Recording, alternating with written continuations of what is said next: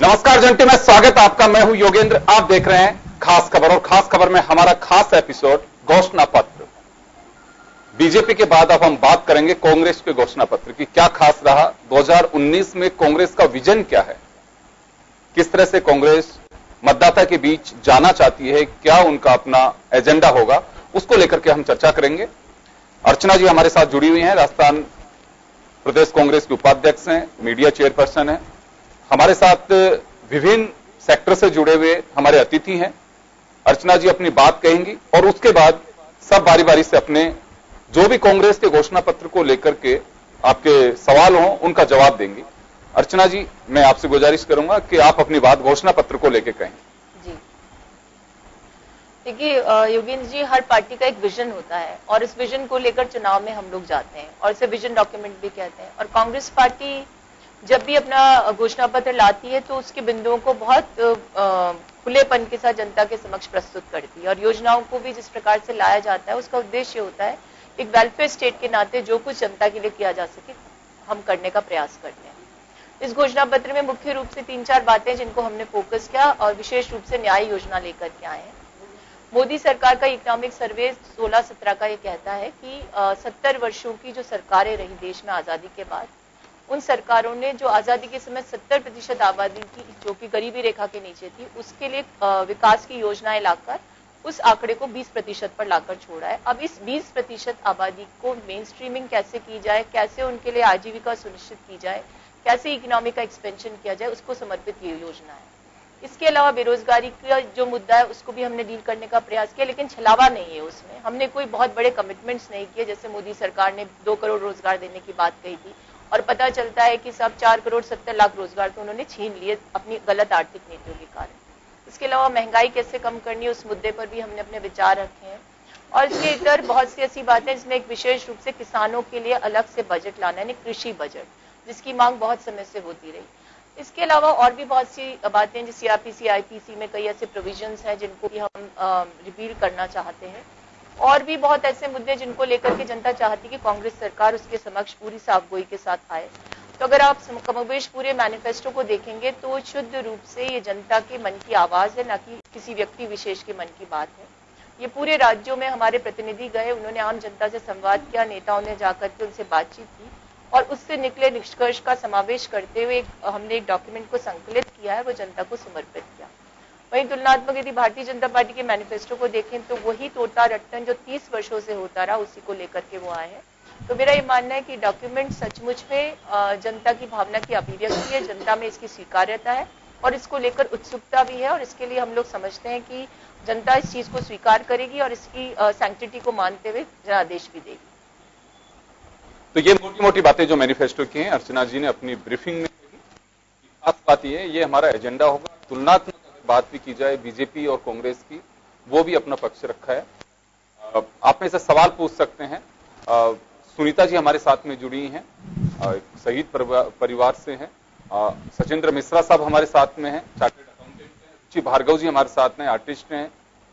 चारू गुप्ता जी हमारे साथ में हैं, सोशल एक्टिविस्ट हैं। आप ऐसे सवाल पूछ सकते हैं अर्चना जी से अपने अपने बिंदुओं को लेकर के। जी सुनीता जी, आप कुछ पूछना चाह रही हैं? मुझे ये पूछना था कि जो इनका अभी एक नया मैनिफेस्टो में जो उन्होंने दिया है कि arm forces special power act है, उसमें जो वो ये कमी लाना चाह रहे हैं फोर्सेस में, वहां से कि फोर्सेस को वहां से कम किया जाए और पुलिस को वहां से कम किया जाए, आपको नहीं लगता कि वहां के जो सेपरेटिस्ट है उनको इस चीज का और बढ़ावा मिलेगा? देखिए, अगर आपने उस मैनिफेस्टो को ठीक से पढ़ा हो तो हमने एक बात कही उसमें कि हम रिव्यू करेंगे, उसकी नहीं समीक्षा करेंगे एंड इफ रिक्वायर्ड अमेंड करेंगे। यानी हमने ऐसा नहीं कहा कि हम इसको रिपील करने वाले। लेकिन आपने देखा हो तो समय समय पर माननीय उच्चतम न्यायालय ने ऐसे निर्देश दिए कि साहब इसको कुछ कंडीशंस के आधार पर कई क्षेत्रों से कम किया जाना चाहिए और हमने तो सिर्फ कहा है कि समीक्षा करेंगे। भारतीय जनता पार्टी की वर्तमान सरकार ने नॉर्थ ईस्ट में इसको डाल्यूट किया कई स्थानों पर और खुद गृह मंत्री को मैंने हमारे मैनिफेस्टो आने के 2 दिवस बाद एक सार्वजनिक सभा में उनकी उद्घोषणा को सुना जिसमें उन्होंने कहा कि हम इस एक्ट को वापस ले सकते हैं। तो मेरा ये मानना है कि अगर आप उसको ध्यान से पढ़ेंगे तो 3 कंडीशंस हमने दी है: sexual atrocities, post disappearance, human rights violation. उस कंडीशन में और यदि न्यायालय कोई डायरेक्शन देता है, हमने उसमें कदापि नहीं कहा कि इस एक्ट को हम वापस लेने वाले हैं। तो आप समझ सकती हैं कि एक दशक से कई बार ऐसे उदाहरण प्रस्तुत हुए जब माननीय उच्चतम न्यायालय ने निर्देशित किया सरकारों को किसको रिव्यू कीजिए, और हमने तो कम से कम अपने राज्य में नहीं किया, बीजेपी ने किया। उसके बाद हमने भी इस चीज को अनुभव किया कि यदि ऐसी परिस्थितियां उत्पन्न होती है तो समीक्षा की जा सकती है। नहीं, अगर हम इसको नॉर्थ ईस्ट से अगर हम कंपेयर करते हैं, नॉर्थ ईस्ट में हमें बाहरी ताकतों का सपोर्ट नहीं था, हमें किसी दुश्मन देश का सपोर्ट नहीं था।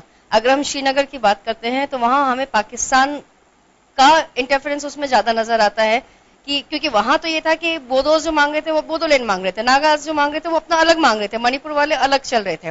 लेकिन अगर हम यहाँ ईस्ट की बात करते हैं तो अगर ये कहीं इससे ये निष्कर्ष नहीं होगा कि जो क्योंकि एक आजाद कश्मीर की जो मांग कर रहे हैं उस चीज को हम बढ़ावा देंगे ये चीज करके। देखिए स्पष्ट है कि कोई यहाँ इसमें टारगेट नहीं किया कि हम कश्मीर से हटाएं। उन्होंने कहा इस एक्ट को लेकर के समीक्षा की जा सकती है और साथ में ये वर्जन है उसमें कि अगर आवश्यकता होगी तो ही अमेंडमेंट करिए। यदि हमें लगेगा समीक्षा, देखिए सरकारें बनती हैं, पार्लियामेंट में डिस्कशन होता है, कोई ऐसा तो है नहीं कि आते ही कोई एक फरमान जारी कर दिया जाएगा। मुझे नहीं लगता कि कोई जिम्मेदारी से हम मुंह चुराने वाले हैं, अगंभीरता हमें जैसे बीजेपी में, क्योंकि ये अनुभव हुआ है कि नॉर्थ ईस्ट में बीजेपी गवर्नमेंट कर चुकी है। और आपने देखा कि जब इन लोगों ने अभी स्टोन पेल्टर्स की बात आती है तो वोट चाहिए तो कहते हैं कि पत्थरबाज है, और वोट नहीं चाहिए, वोट के बीच में कैसी कॉन्स्टिट्यूएंसी है उसके बीच में जाकर कहते हैं सामने एमनेस्टी स्कीम ला के दी। ड्यूअल माइंडसेट हमारा नहीं है, हम बहुत गंभीरता से इन सब चीजों को देखें, क्योंकि आप भी जानती हैं यदि तुलनात्मक रूप से देखें पिछले 10 वर्ष, पिछले 5 वर्ष और उससे पहले के 10 वर्ष जब यूपीए सरकार थी, कैजुअलिटीज की संख्या को देखें, चाहे फौजियों की हो वो बढ़ी है, सिविलियंस की बढ़ी है। एक तरह से कह सकते हैं कश्मीर टर्मोइल में है, और ये कहा जा सकता है कि वहां की जो डेमोग्राफी है उसको लेकर के भ्रमित करना पूरे देश को एक कवायद बीजेपी ने चलाई थी। हमारी मंशा कदापि नहीं होगी, कश्मीर को लेकर हम संजीदा है और हम चाहते हैं कि चाहे जम्मू कश्मीर हो, नॉर्थ ईस्ट हो, या कहीं भी जहाँ इंसर्जेंसी हो सकती है या कहीं भी ऐसी स्थिति है जो अप्रिय होती है, वहां पर कानून व्यवस्था कायम रहे, उसके लिए कृत संकल्प है। जी रुचि जी। मैं आपसे 2 सवाल करना चाहूंगी अर्चना जी। एक तो किसानों की स्थिति को लेकर, क्योंकि धीरे धीरे जैसे जैसे ये जो जमीन का सिनेरियो है ये प्रॉपर्टी बिजनेस में बदलता जा रहा है और किसानी कम हो रही है, तो क्या कर्ज माफी उसका कोई सॉल्यूशन है? मेरे ख्याल से बिल्कुल नहीं है। कोई कॉन्क्रीट प्लान किसानों को लेकर किसी भी घोषणा पत्र में है नहीं, तो उस पर काम क्यों नहीं हो रहा है? और दूसरी चीज कि कला, आर्ट एंड कल्चर को, संस्कृति को, कला को बिल्कुल बैकवर्ड डाल दिया जाता है, जबकि समाज के निर्माण के लिए ये सबसे अहम हिस्सा है हमारे समाज का। उस पर मेरे को कोई बयान या कोई डॉक्यूमेंट या कोई वो घोषणा पत्र में दिखाई नहीं देता है। देखिए आपने 2 मुद्दे उठाए, दोनों महत्वपूर्ण है। जहां तक किसानों की बात है तो जो दुर्दशा किसानों की, मैं ये नहीं कहती कि साहब हमारे समय बहुत अच्छी स्थिति थी, क्योंकि ये तो नेचर की वेगरीज पे डिपेंड करता है। किसान के लिए तो बड़ी दुविधा है, चाहे हमारे यहाँ चाहे अमेरिका में हो, अगर कहीं बाढ़, आंधी, तूफान आ गए, नेचुरल कैलेमिटीज आए तो सबसे ज्यादा नुकसान किसान को होता है, और ऋण माफी कोई समाधान भी नहीं है, ये सही बात है। लेकिन एक बार रैशनलाइज करनी पड़ेगी। सब आप कुछ और नया करना चाहते हैं तो पहले व्यवस्थाओं को सुधारना होगा। इसलिए हमने कहा कि एक बार ऋण माफी करेंगे, उसके बाद एक रोड मैप प्रस्तुत करेंगे, इसलिए कृषि बजट लाने का काम करें। रेल बजट का मर्जर हुआ, इनकी इच्छा थी, लेकिन अगर ये कृषि बजट के बारे में सोचते जैसा हम सोच रहे हैं तो उसमें हमारे पास एक ट्रांसपेरेंसी के साथ सामने आता सब लोगों के कि सब हम कृषि के पेटे कितना खर्च कर रहे हैं, कैसी योजनाएं ला रहे हैं, कैसे उनको राहत देनी है, उनकी लागत का उचित मूल्य मिल सके, उनकी जो उपज है उसका प्रोक्योरमेंट हो सके, फूड चेन्स बने कि नहीं बने, उनके लिए वेयर हाउसेस बने या नहीं बने, ये विजन लेकर के हम आए। क्योंकि बजट की अलग से घोषणा किया जाना मेरे ख्याल से आपकी जो आशंका है उसका निदान करेगा। आपने कहा कि आर्ट को लेकर के बहुत ज्यादा गंभीरता से इस पर विचार नहीं हुआ, तो मुझे लगता है कि हम ओवरऑल शिक्षा के क्षेत्र से मैं से जुड़ा हुआ मानती हूँ। आपने देखा ह्यूमैनिटीज को कैसे सबमर्ज करने की कोशिश गत समय के कार्यकाल में हुई और उन सब्जेक्ट्स को ज्यादा इंपॉर्टेंस दी नहीं गई, तो उसको लेकर भी नई शिक्षा नीति के बारे में जब विचारे तो कांग्रेस से अपने विचार रखे।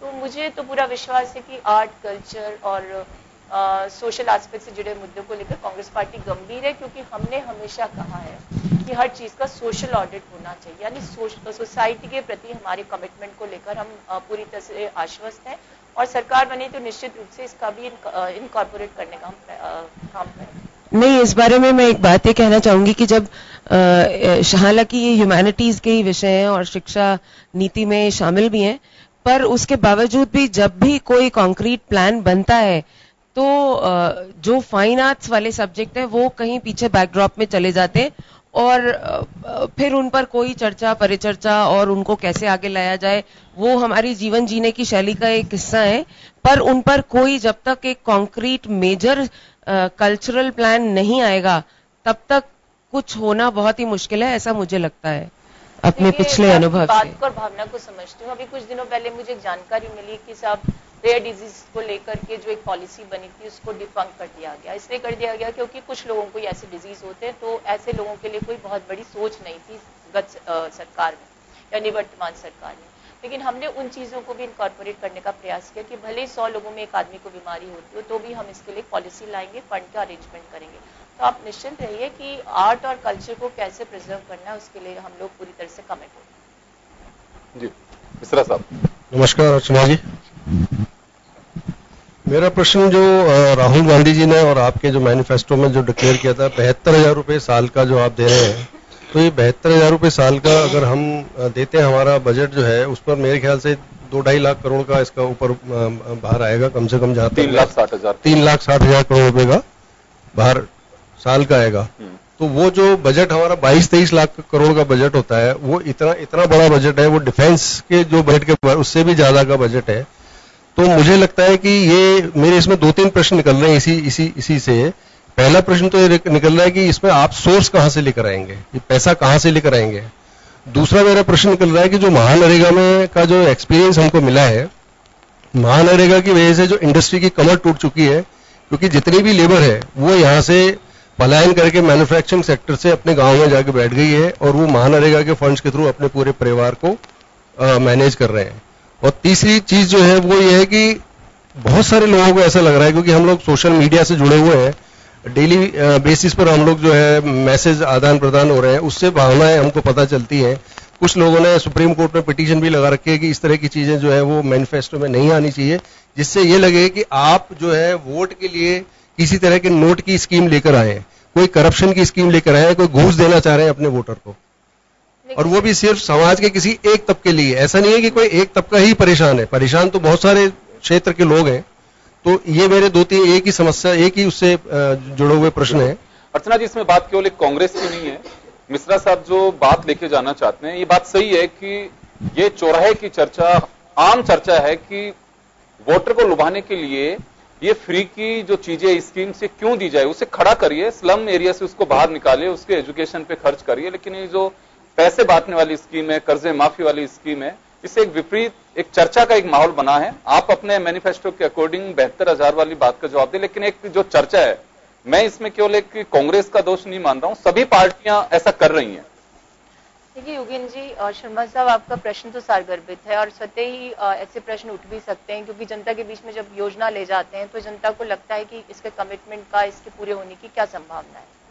लेकिन राइट्स बेस्ड इनिशिएटिव लेकर के यूपीए फर्स्ट और सेकंड आई और इसका फायदा भी लोगों को मिला। हो सकता है आपको मनरेगा ऐसा लगता हो कि साहब इसने इंडस्ट्री को इम्पैक्ट नेगेटिव वे से किया हो, लेकिन आपको ध्यान है कि अंतर्राष्ट्रीय पटल पर इसको सराहाया गया, इसलिए नहीं कि ये एक रोजगार सृजन की हो, इसलिए कि महिला सशक्तिकरण की एक योजना थी।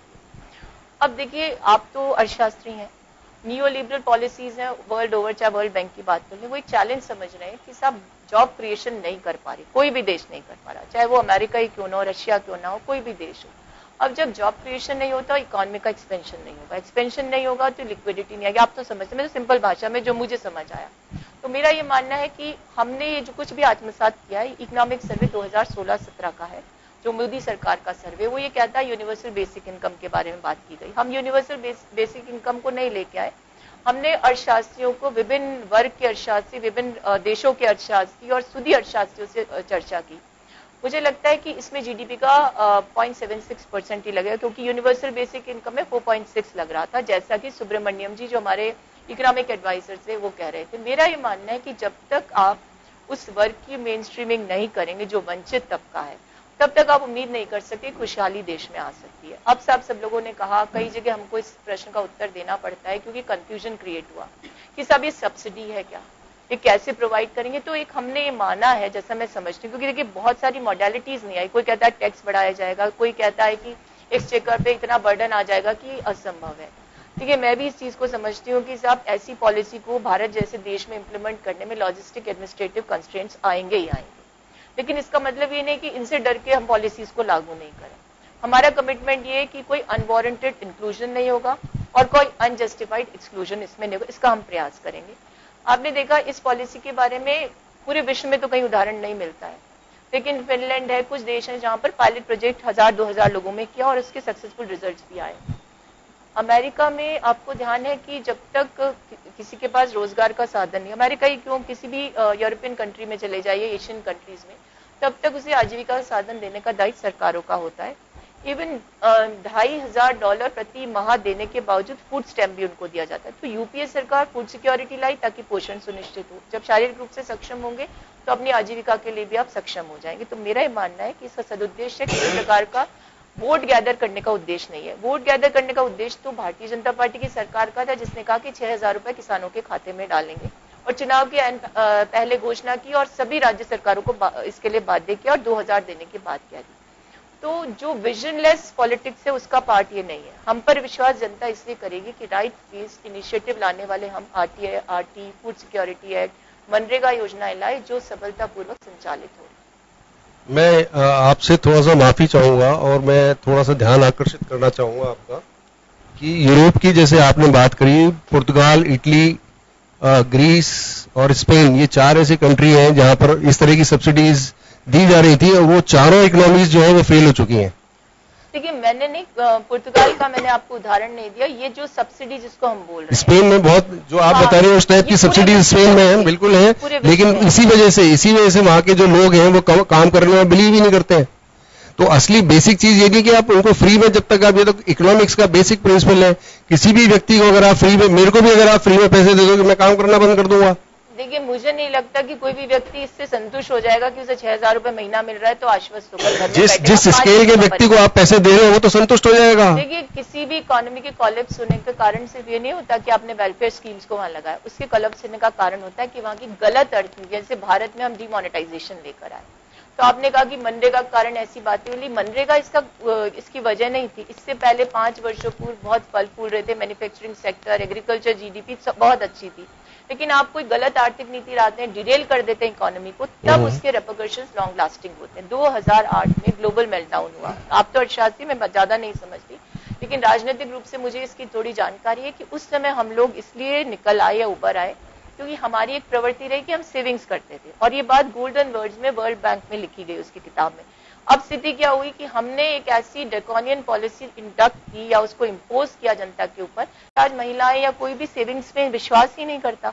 तो जब आप पॉलिटिकली ऐसे डिसीजंस लेते हैं जो इकोनॉमिकली बैड हैं, तो मुझे लगता है कि उस समय पर जनता में आशंका उत्पन्न होती है। लेकिन मैंने आपसे निवेदन किया कि जब हम इस पॉलिसी को लेकर आएंगे तो इसको जिस प्रकार से इंप्लीमेंट करेंगे उससे अर्थव्यवस्था पर सकारात्मक परिणाम आएंगे, परचेजिंग कैपेसिटी बढ़ेगी, कंजम्पशन लेवल बढ़ेगा, लिक्विडिटी आएगी, इकोनॉमी का एक्सपेंशन होगा, जॉब क्रिएशन होगा, तो सतह ही आपको लगेगा कि अच्छी योजना है।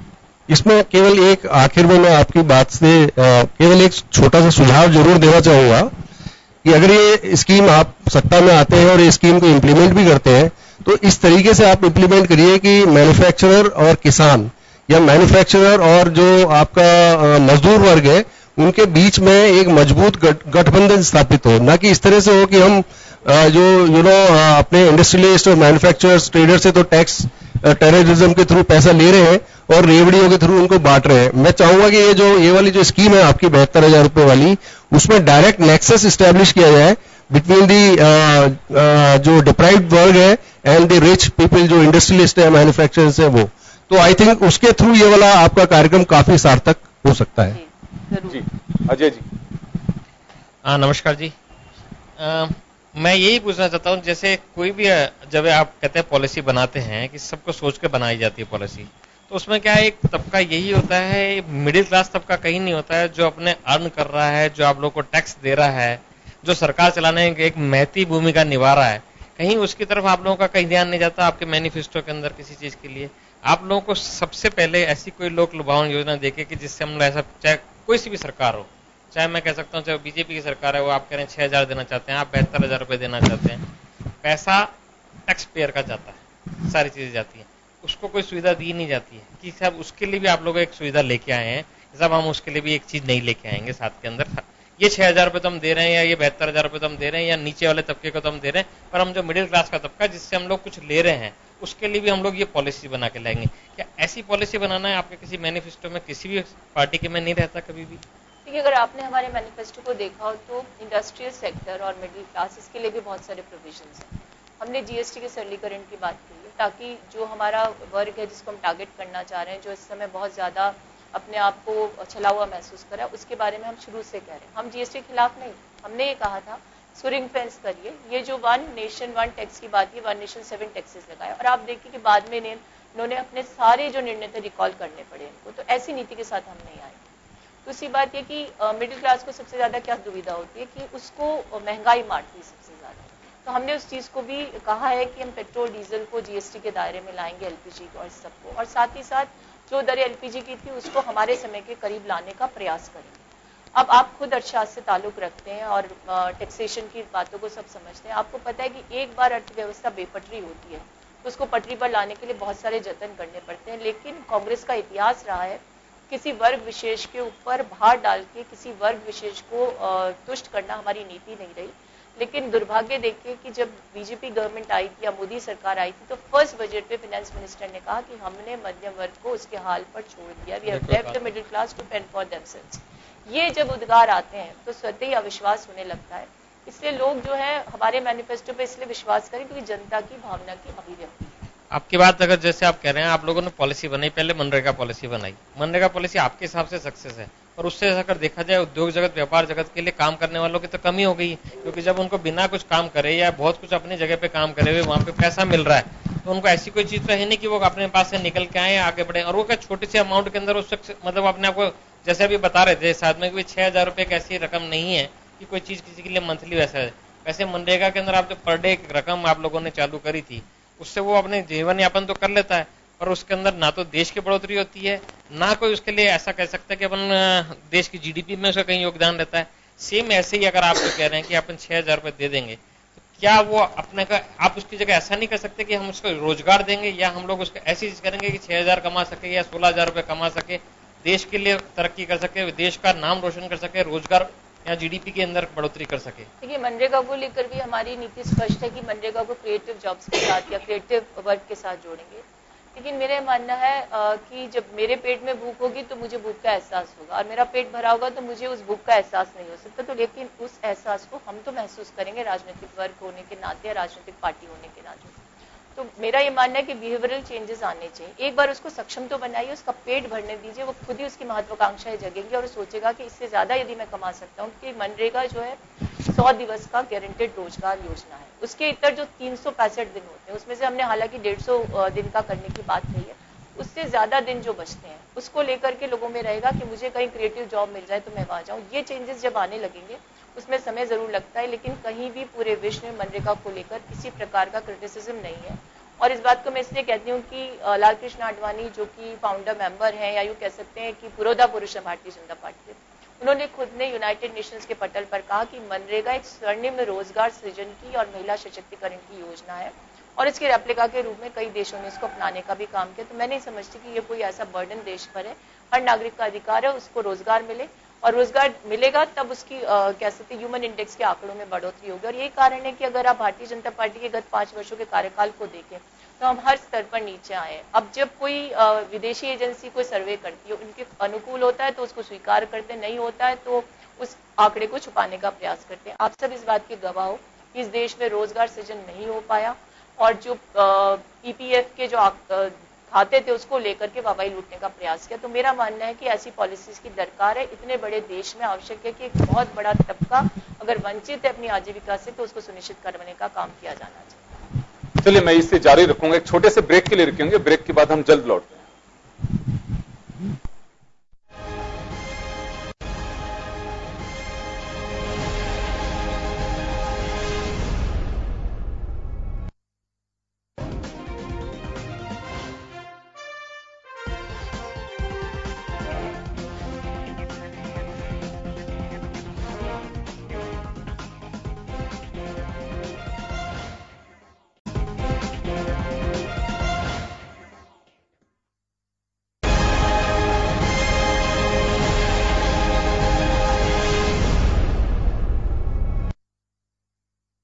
ब्रेक के बाद एक बार फिर आपका स्वागत है। आप देख रहे हैं खास खबर। बात कर रहे हैं हम घोषणा पत्र पे। कांग्रेस के घोषणा पत्र पर हमारे जो अतिथि बैठे हैं उनके सवालों का जवाब दे रही हैं अर्चना जी। अर्चना जी, एक सवाल मेरा भी होगा बीच में, ये घोषणा पत्र से भी जुड़ा हुआ मान सकते हैं, बाकी मैं जनरल एक चर्चा सुनता हूं, बीजेपी हो चाहे कांग्रेस हो, खासकर दोनों पार्टियां अपनी बात का जवाब देने के लिए सामने वाले की कमियों को तलाशा जाता है, उसी से हमारा जवाब तराशा जाता है कि कांग्रेस ने 70 साल में कुछ नहीं किया। बीजेपी का सैड डायलॉग है ये, ऐसे ही कांग्रेस का है कि 5 साल में अभी तक कुछ नहीं किया, इतने वादे किए थे। अभी जो हम चर्चा कर रहे हैं, मूल हम उसके लिए मैनिफेस्टो के लिए कर रहे हैं। एजुकेशन की बात कही है राहुल गांधी साहब ने कि 6% जीडीपी का हम खर्च करेंगे। अभी तक जो एजुकेशन पे पैसा खर्च हुआ है, हाईएस्ट जो गया है उसका जीडीपी का 2.7% गया है, जो अभी वर्तमान में है। आपके टाइम पे था 1.9%। तो अचानक 6% कैसे लेके चले जाओगे इसे? देखिए योगेंद्र जी, ये बात तो सही है कि हर जो हमारी घोषणा हो एक चैलेंज के रूप में हो, लेकिन चैलेंज को अवसर में बदलने यही खासियत होगी इस सरकार की, और ऐसा हमने करके देखा भी है और करके दिखाया भी है। तो आप निश्चिंत रहे कि जिस देश में इतनी बड़ी डेमोग्राफिक प्रोफाइल कह सकते हैं डिविडेंड हो युवाओं का, तो उनको तो अवसर देने ही पड़ेंगे, चाहे वोकेशनल ट्रेनिंग के माध्यम से दे, चाहे रेगुलर एजुकेशन के माध्यम से दे।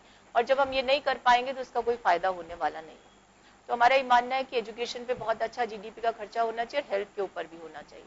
अभी आप देखिए कि ये लोग बहुत सारी स्कीम्स आए, राजस्थान में भामाशाह योजना, प्रधानमंत्री की भी एक योजना है हेल्थ को लेकर के, उससे प्रचार का माध्यम बन के रह गई। और इंश्योरेंस कंपनीज को कैसे पैसा देना है सरकारी, वो एक माध्यम है। लेकिन हमने राइट टू हेल्थ की बात कही है, उसका सीधा तात्पर्य यह है कि हर नागरिक को उसके स्वास्थ्य का अधिकार मिलेगा। और इसकी सबसे बड़ी जो कह सकते हैं मोडालिटी है वो ये है कि हम इंश्योरेंस बेस्ड पॉलिसी नहीं, बल्कि हम टर्शरी या यूं कह सकते हैं कि ग्रामीण क्षेत्रों तक कैसे हमारा ये नेटवर्क बढ़े, इस पर जोर देंगे। इससे जॉब क्रिएशन भी होगा और ह्यूमन डेवलपमेंट के माध्यम से भी जनता को के स्वास्थ्य में सुधार होगा।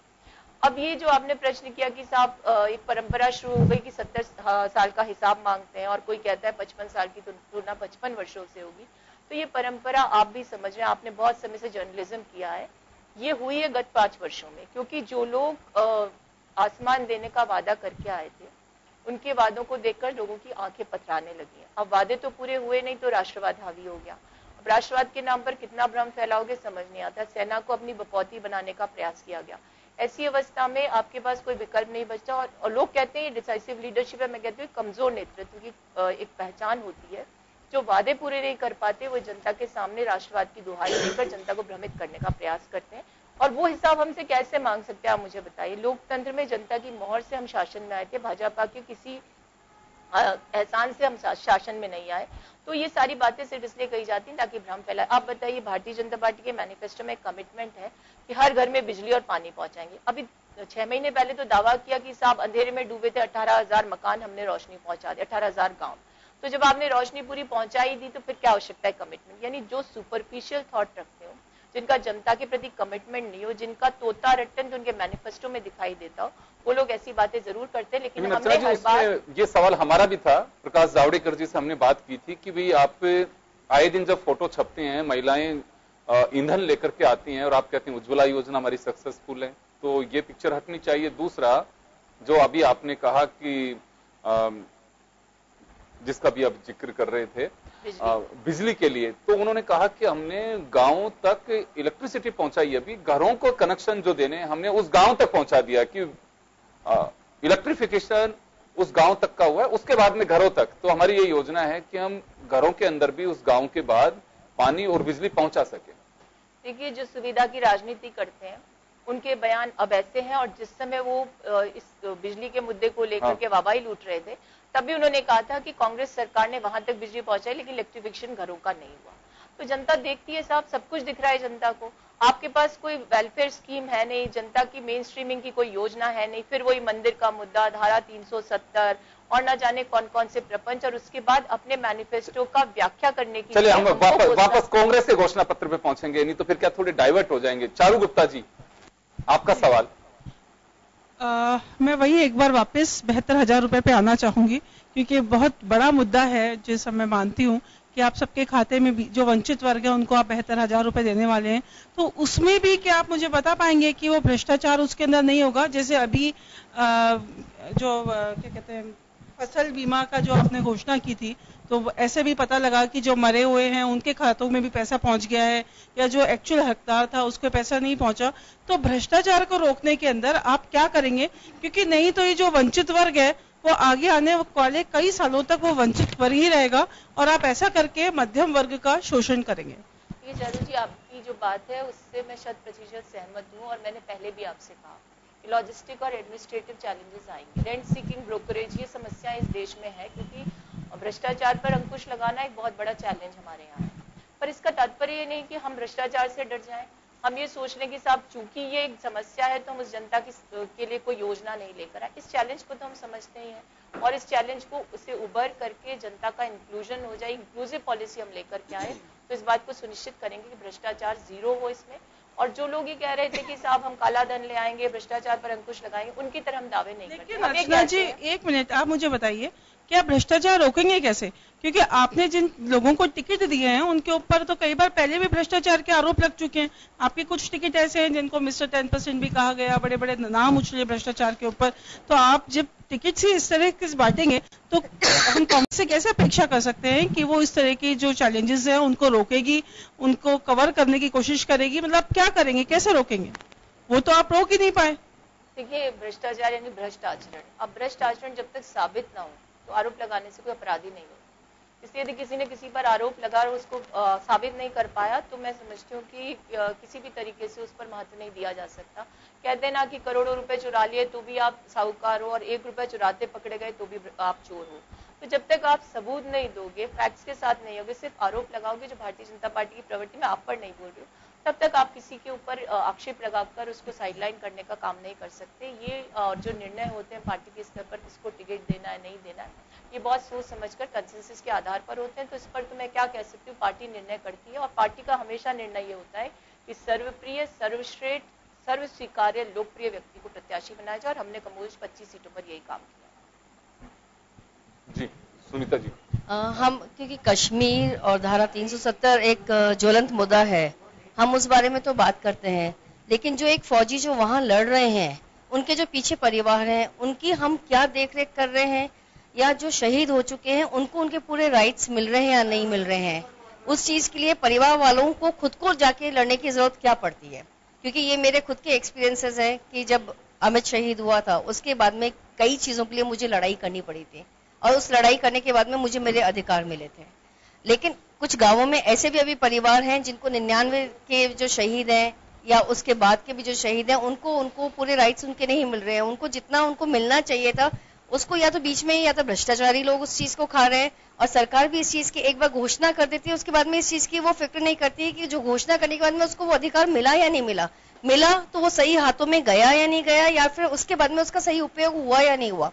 पैसा देके हम इतिश्री कर लेंगे, पैसा हमारी सरकार की तरफ से वहां उस शहीद परिवार को पहुंच जाएगा, लेकिन क्या वो वास्तव में उस लेडी को, उसकी वाइफ को मिला, उसके बच्चों को मिला, या जो फौजी अभी तैनात है वहां पे उसके पीछे कैसे देखरेख हो रही है, उस पे हमारा क्या आगे प्लान रहेगा? ये आपकी बात बिल्कुल सही है। कदा ऐसे उदाहरण प्रस्तुत होते हैं जहां पता चलता है कि हम शहादत का सम्मान तो कर रहे हैं, लेकिन वीरांगना के साथ दुविधाएं उत्पन्न हो जाती हैं। अभी हमने देखा पुलवामा शहीद की एक जो वीरांगना थी, उनको बाध्य किया परिवार ने, क्योंकि पैसा चाहते थे कि परिवार में रहे, तो छोटे भाई से शादी कर लो। तब उनसे मुखर होकर के कहा कि साहब मुझे ऐसा नहीं करना, ये मेरे भाई की तरह। तो ऐसी अवस्थाएं बहुत उत्पन्न होती हैं। तो मैंने खुद ने एक हेल्पलाइन शुरू की है, और ये सरकारी इनिशिएटिव भी होता है कि ऐसी समस्या में आए तो सरकार अपनी तरफ से इस चीज को प्रमुखता के साथ। यदि राजस्थान सरकार की बात करें तो वीरांगनाओं की पेंशन बढ़ाने के साथ फौजी परिवारों के जो देखरेख का मुद्दा है उसको लेकर भी हमने गंभीरता के साथ इंक्रीमेंट किया है, और केंद्र सरकार भी इसको लेकर बहुत गंभीर है। लेकिन देखिए दुविधा कितनी है, एक तरफ तो एक शहीद का परिवार अपनी मांगों को लेकर या अपने अधिकार के लिए संघर्ष करता है, दूसरी तरफ शहादत हुई और हम भारतीय संस्कृति के प्रवर्तक कहे जाने वाले लोग उनके चित्रों को उनकी तीये की बैठक से पहले अपने पीछे डिपिक्ट करते हैं, जबकि हिंदू संस्कृति कहती है जब तक अंतिम संस्कार नहीं होता तब तक उसका चित्र नहीं लगाया जा सकता। ये बहुत सारी दुविधाएं हैं। हम तो ये जानते, मैं भी फौजी की बेटी हूँ, मैं ये चाहती हूँ कि फौज का राजनीतिकरण नहीं होना चाहिए। पूरे विश्व में हमारी फौज एक ऐसी फौज है जो पूरी निष्ठा के साथ हर समय देश की रक्षा के लिए तत्पर रहती है। और योगेंद्र जी, मैं विस्मित थी, कल मेरे साथ भारतीय जनता पार्टी के बहुत बड़े नेता बैठे थे, उन्होंने कहा एक चैनल पर कि साहब आप देखिए हमारे जो प्रधानमंत्री उन्होंने सर्जिकल स्ट्राइक करवाई। मैं चाहती हूँ कि उस समय कम से कम स्वर्गीय श्रीमती इंदिरा गांधी को भी याद किया जाता, जिन्होंने देश पूरे विश्व में भूगोल और इतिहास दोनों को बदल दिया। यानी वो किसके बूते बदला? सेना की मजबूती। उस समय तो हमारे पास रिसोर्सेज भी नहीं थे इतने सारे। तो हमने देखा 303 लेकर के पाकिस्तान से मुकाबला करते हुए फौजियों को, हमने देखा सियाचिन पर बैठ करके अपनी जान गंवाते हुए फौजियों को, हमने देखा एक पाकिस्तान की सीमा पर, चाहे राजस्थान से लगती हो किसी और राज्य से, वहां पर फौजी किसी भी मौसम में, सर्दी गर्मी बरसात, हर त्योहार पर वहां तैनात रहते हैं। तो ये चीज हर भारतीय के मानस में उनकी क्षणिक उद्वेलन भावनाओं का इसके पीछे कारण होता है। यदि सतत रूप से वो सम्मान कायम रहेगा तो मैं समझती हूँ ऐसी दुविधाएं नहीं होगी।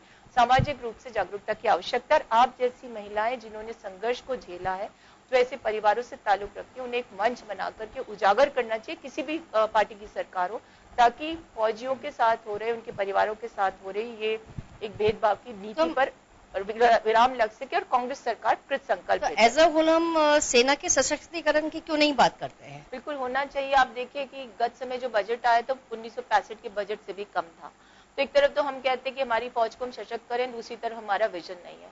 तो बहुत सारे चेंजेस आने की आवश्यकता। मैं समझती हूँ कि राहुल गांधी जी ने विभिन्न मंचों से विभिन्न लोगों के बीच में बात स्पष्ट रूप से कही है कि हम 1 रैंक 1 पेंशन को भी सुनिश्चित करेंगे, उसके अलावा फौजियों को दी जाने वाली सुविधाओं को भी सुनिश्चित करेंगे, और बहुत सारी ऐसी योजनाएं जिसमें कि पॉलिटिकल जो एक कह सकते हैं या एग्जीक्यूटिव कंट्रोल से भी उसको मुक्त करने का प्रयास करेंगे, ताकि उनके सार्वभौमिक विकास को हम सुनिश्चित करें। अजय जी। अर्चना जी, जैसे कांग्रेस का मैनिफेस्टो में बताया गया व्यापार के लिए कि अगर 3 साल तक व्यापार के लिए कोई भी लाइसेंस लेने की जरूरत नहीं होगी, ये सेंटर के उसके अंदर बताया गया, सेंटर के परिप्रेक्ष्य में बताया गया। जैसे तो क्या अगर सेंटर के अंदर सरकार आती है, जैसे मैनिफेस्टो में देखा गया बहुत सारे वादे किए जाते हैं पर वादे पूरे करने में बहुत समय लगता है या नहीं होते हैं, अगर सरकार आती है तो क्या पूरे करेगी? और अगर मैं ये दूसरी बात भी पूछना चाहता हूँ कि कांग्रेस की सरकार सेंटर में है या नहीं है, अगर कांग्रेस की सरकार राज्यों में भी है तो क्या इन जो अपने मैनिफेस्टो में कुछ वादे किए हुए हैं उन वादों को अपने वो स्टेट के अंदर भी करेगी? जैसे राजस्थान के अंदर आज मैं कहता हूँ कि अगर आपने व्यापार के लिए है, क्या अगर वहां पे होता है या नहीं होता, क्या राजस्थान में लागू करेगी कि व्यापार के अंदर 3 साल तक कोई लाइसेंस या दूसरी चीजों की जरूरत नहीं पड़ेगी? मुझे बहुत खुशी है बताते हुए कि राजस्थान के मैनिफेस्टो में ये था और हमने इसको लागू कर दिया, और इसी को केंद्र सरकार के मैनिफेस्टो में भी रखा गया। राजस्थान में 3 वर्षों तक कोई भी उद्योग व्यापार लगाने वाले व्यक्ति को किसी प्रकार की परमिशन की आवश्यकता नहीं होगी, इसको हम सुनिश्चित कर चुके हैं जी। जिसका आपका नोटिफिकेशन वगैरह सब कुछ हो चुका है सर? अच्छा जी। सूरज जी।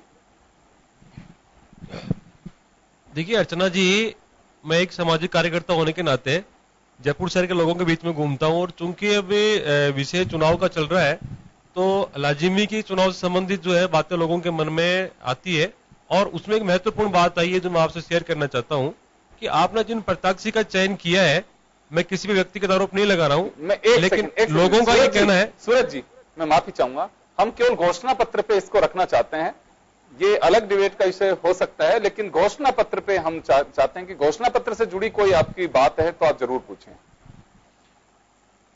चलिए ठीक है, मैं घोषणा पत्र पे आता हूं, लेकिन बात तो लोगों के मन में रहती है। मैं माफी चाहूंगा, देखिए बहुत सारी बातें हैं क्योंकि समय हमारे पास में कम है एक प्लेटफॉर्म पे जिसमें हम चर्चा अर्चना जी, मैं तो ये चाहता हूं कि आपका जो घोषणा पत्र है उसमें पर्यावरण संबंधी जो इश्यूज उठाए हैं, जिन मुद्दों की बात की गई है, उनके अंदर आपने सीधा प्रावधान नहीं दिया है कि आप वोटों के लिए आपने बड़ी बौछार की है लोगों के बीच में घोषणाओं की, लेकिन जो हमारा आधार है सृष्टि का और मानव का, जो आधार है एनवायरमेंट है, पर्यावरण है, उसके बारे में आपने कोई स्पष्ट रूप से घोषणा पत्र के अंदर कोई रेखांकित बिंदुओं को कर करके और नहीं उठाया है। और जो नदियों का इशू था जिसके बारे में उम्मीद की जा रही थी कि इस बार नदियों को जोड़ने का जो प्रकल्प है उसके बारे में आप कुछ स्पष्ट निकल करके इस घोषणा पत्र में देंगे, जल संरक्षण के बारे में नहीं दिया गया है। दूसरा, राजस्थान का जो विशेष भूभाग है जिसके अंदर से करीबन पिछले 10-15 वर्षों के अंदर 25,000 वर्ग किलोमीटर जंगल कम हो गया, सघन वन कम हो चुका है, तो उसके बारे में भी आपकी कोई स्पष्ट इसमें घोषणा नहीं की गई है।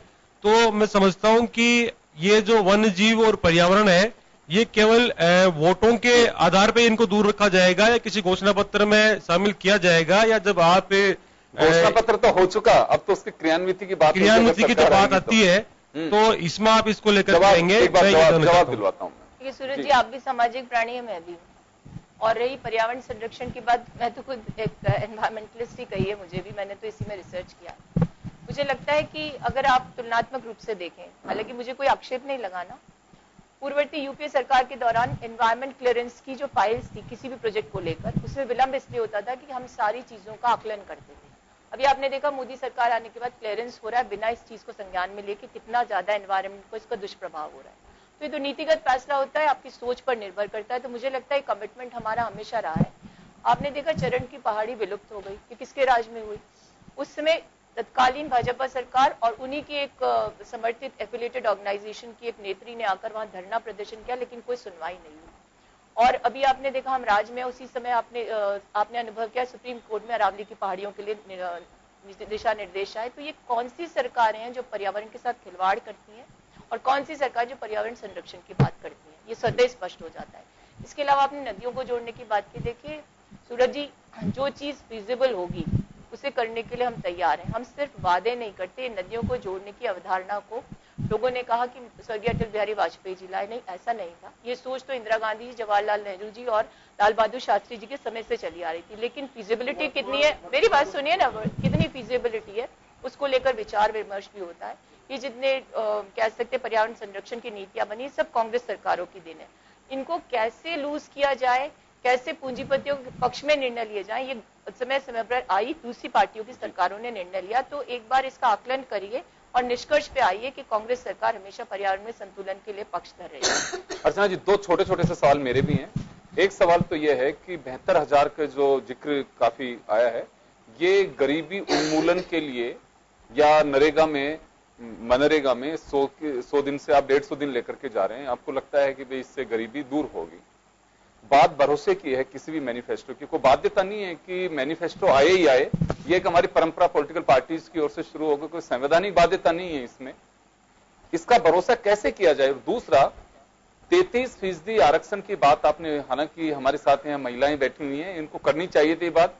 33% आरक्षण को लेकर के कई बार चर्चाएं हो चुकी है कि अब लोकसभा और विधानसभा का जिक्र किया, और सबसे बड़ी बात यह है मैनिफेस्टो में कि 33% आरक्षण सरकारी नौकरियों में भी हम महिलाओं को देंगे। इसका भरोसा कैसे किया जाए? देखिए योगेन जी, भरोसा इसलिए किया जाए कि दोनों ही बातों का जवाब देती हूँ। न्याय योजना को लेकर तो हम लोग कह रहे हैं अब होगा न्याय, यानी कि हम चुनाव में ही न्याय योजना को मुख्य रूप से हमारा आधार बनाकर जा रहे हैं। तो हम वो लोग हैं जो मनरेगा लाए, हम आरटीआई बार बार मुझे इससे कहना पड़ता है कि राइट्स बेस्ड इनिशिएटिव वाली सोच की सरकार है। वेलफेयर को केंद्र बिंदु में रखकर लोगों की मेन स्ट्रीमिंग के लिए समर्पित सरकार है। तो किसी को इसमें दुविधा नहीं होनी चाहिए, हमारा मुख्य एजेंडा है, इसको पूरा करने के लिए हम कृतसंकल्पित हैं। रही महिलाओं के आरक्षण की बात, तो ये बात सही है, पितृसत्तात्मक समाज पूरे विश्व में हावी है। ऐसे में रिजर्वेशन की पॉलिसी को लाया जाना जरूरी है। ये कांग्रेस की सरकारें थी जिन्होंने 33% आरक्षण निकायों और पंचायतों में सुनिश्चित किया। स्वर्गीय राजीव गांधी जी थे जिन्होंने महिला आयोग की अवधारणा को आत्मसात किया और एक मंच उपलब्ध कराया प्रताड़ित महिलाओं को। तो माननीय राहुल गांधी जी ने पूर्ववर्ती समय यानी गत समय की सरकार यानी नरेंद्र मोदी जी जिनके पास पूर्ण बहुमत की सरकार थी, उन्हें पत्र लिखा। माननीय सोनिया गांधी जी ने भी लिखा, बिना किसी शर्त के महिला आरक्षण के लिए आप लाइए बिल, हम उसे समर्थन देंगे, लेकिन कोई सुनवाई नहीं हुई। चाइना एनसी जो इनका प्रमुख चेहरा है, उन्होंने खुद कहा कि इनकी पार्टी में भाई भतीजावाद हावी, यदि महिलाओं को टिकट भी मिलता है तो किसी की पत्नी बेटी के स्वरूप में ही उसे लाभान्वित किया जाता है। तो मेरा ये मानना है कि महिला आरक्षण को लेकर के हमारा एक बहुत बड़ा प्रोविजन है। हमने संकल्प किया है कि जैसे ही हम 17वीं लोकसभा में यदि जीतते हैं तो इस बिल को लेकर आएंगे। क्योंकि देखिए अर्चना, सवाल इस वजह से खड़ा हो रहा है कि आज अगर आरक्षण लागू भी नहीं है तो 25 में से राजस्थान की बात करें, महज 4 सीट महिलाओं को आप लोगों ने दी है। तो ऐसे कैसे महिलाएं भरोसा करें कि हाँ बिल्कुल उसके आसपास भी हम पहुंच रहे हैं? देखिए योगेन जी, आपकी बिल्कुल बात सही। मैंने कहा कि पितृसत्तात्मक समाज है, महिला को विनेबिलिटी के आधार पर देखकर ही टिकट देते हैं। तो अब जब तक महिलाओं की ग्रूमिंग ही नहीं होगी, उनके पास एक आधार नहीं होगा या अधिकार नहीं होगा, तब तक आप बेमानी होगा समाज में उनके सशक्तिकरण को लेकर या इमेंसिपेशन की बातें तब तक बेमानी है जब तक एक टारगेट लेकर के उनको आगे नहीं बढ़ाया जाए। फिर भी यदि तुलनात्मक रूप से पूरे देश में इस चुनाव के परिदृश्य को आप देखें या विधानसभाओं के परिदृश्य को देखें तो कांग्रेस पार्टी ने ज्यादा संख्या में महिलाओं को उतारा है, भले ही वो हारे या जीते, उनके प्रतिनिधित्व को सुनिश्चित किया है। और आपके सामने जीता जागता उदाहरण मैं खुद हूं, मैंने 4 चुनाव लड़े हैं और पार्टी के मीडिया की मैं इंचार्ज यानी फेस ऑफ पार्टी हूँ। ऐसी अवस्था में मैं नहीं समझती मेरी पार्टी महिलाओं के प्रति कोई दुर्भावना है। मैं आप 33% आरक्षण की बात कर रहे हैं, मैं ये पूछने ही वाली थी। और मेरा इस पर ये कहना है कि जब तक महिलाओं को मौका नहीं दिया जाएगा, वो पॉलिसी मेकिंग वाले लेवल पर आएंगी नहीं, तब तक ऐसा इस कानून को लाने का भी कोई फायदा होगा नहीं। तो बेसिकली जो टिकट्स दिए जा रहे हैं उसमें 33% से ज्यादा टिकट्स महिलाओं को मिलने ही चाहिए। और ये जो 2 मेजर लीडिंग पार्टीज हैं हमारे देश की, कम से कम उनको तो इसको फॉलो ही करना चाहिए। दूसरी बात जो अभी ये 72,000 रुपए की हो रही थी, उसी संदर्भ में और कर्ज माफी के संदर्भ में मैं जब हम अभी बात कर रहे थे तब भी मैंने ये बात कही थी कि कर्ज माफी तो अनाउंस कर दी गई, जैसे ही इलेक्शन आते हैं सब पार्टीज इस तरह के वादे कर देते हैं कि ये कर्ज माफी कर दी जाएगी या इतना पैसा दे दिया जाएगा, पर सरकार में आते ही बहुत सारे डिपार्टमेंट्स का बजट कट हो गया क्योंकि किसानों को पैसा दिया जाना था, जो बहुत जरूरी भी है, मैं उसको मना नहीं कर रही हूं। इस वक्त की वो सबसे ज्यादा बड़ी जरूरत भी है कि किसानों को सिक्योर किया जाए। पर अगेन फिर वही बात आ जाती है कि कोई एक मेजर पॉलिसी तो बनी नहीं, ये कर्ज माफी कर करके दूसरों का पैसा, दूसरों के हक का छीन के उनको दे देकर हम कब तक और कैसे ये कर पाएंगे। और एक जो बहुत इंपॉर्टेंट बात मुझे लगती है कि एजुकेशन और हेल्थ, ये 2 की कोई बहुत कॉन्क्रीट पॉलिसी दोनों ही घोषणा पत्रों में नहीं है। देखिए, जहाँ तक हेड डाइवर्जन की बात है तो मैं नहीं समझती कि हमारे बजट में ऐसा कोई प्रावधान होता है किसी और डिपार्टमेंट के बजट को दूसरे डिपार्टमेंट में मर्ज किया जाए। इंटरिम बजट हम लेकर आए सरकार में आने के बाद, हमारा कमिटमेंट था कि 10 दिवस के अंदर कर्ज माफी की घोषणा करेंगे, तो उसको हम कर रहे हैं। अब जो पूरा बजट आएगा उसमें प्रोविजन होगा इसके लिए, किसी और बजट के मर्जर की बात नहीं। लेकिन एक कह सकते इनोवेशन जो कि एक नकारात्मक प्रभाव हमारी अर्थव्यवस्था पे डाल गया, वो ये था कि स्टेट्स को मिलने वाले सेंट्रल स्पॉन्सर्ड स्कीम्स को कर्टेल किया मोदी गवर्नमेंट ने और कहा कि टैक्सेशन में जो शेयर है उसको बढ़ाया जाएगा। लेकिन उसका नकारात्मक प्रभाव बहुत सी योजनाओं पर पड़ा, चाहे सर्व शिक्षा अभियान हो या अन्य सेंट्रल स्पॉन्सर्ड स्कीम्स हो। तो ये जब आप एक्सपेरिमेंट करते हैं इकोनॉमी से और किसी सिस्टम से आप एक्सपेरिमेंट करते हैं और बिना सोचे समझे करते हैं, तो उसका नकारात्मक परिणाम होता है। और आपने देखा कि गत भारतीय जनता पार्टी की जो प्रदेश में सरकार थी वो हम पर बहुत बड़ा कर्जा छोड़ के गई, जो 5 वर्षों में तिगुना कर्जा हो गया था। ऐसी अवस्था में फिस्कल इम्बैलेंस था और आज कोषीय घाटा बढ़ा हुआ था। तो ऐसी अवस्था में सब चीजों को पटरी में लाने में समय लगता है, लेकिन कमिटमेंट्स होते हैं, उन्हें पूरा करने के लिए हम लोग कह सकते हैं कि संकल्पबद्ध है। इसलिए हम सब कुछ करेंगे, लेकिन हेड डाइवर्जन का कहीं प्रोविजन है, कोई करता है तो उसको लेजिस्लेटिव असेंबली में, पार्लियामेंट में डिस्कस करके और उसके बारे में विचार किया जा सकता है। लेकिन जहां तक मैं समझ हेड डाइवर्जन करने पर बहुत सारी दुविधाएं उत्पन्न होती हैं। चारू जी, मैं आपसे शॉर्ट में ये जानना चाहती हूँ कि रोजगार के विषय में युवाओं के लिए आप लोगों की क्या दिशा है, क्योंकि आपने इसके ऊपर कोई बहुत बड़ी चर्चा नहीं की, केवल ये छोड़ के कह दिया कि 2020 तक आप 22 लाख जो है वो सरकारी नौकरियां देंगे। उसका क्या प्लान है आपका, प्लीज? देखिए, हम कोई दिवा स्वप्न नहीं दिखा सकते क्योंकि 5 वर्षों में देश के युवा ने बहुत बड़ा दंश झेला है। 2 करोड़ प्रति वर्ष देंगे ऐसी बातें कही गई। इस राज्य में कहा गया 15 लाख रोजगार देंगे और ढाक के 3 पात निकले। और यहाँ तक कि 10 करोड़ रोजगार के वादे वालों ने 4 करोड़ 70 लाख रोजगार छीन भी लिए। तो हम ये चाहते हैं कि केंद्र सरकार में जितनी भी वैकेंसीज हैं उनको कम से कम भरा जाए।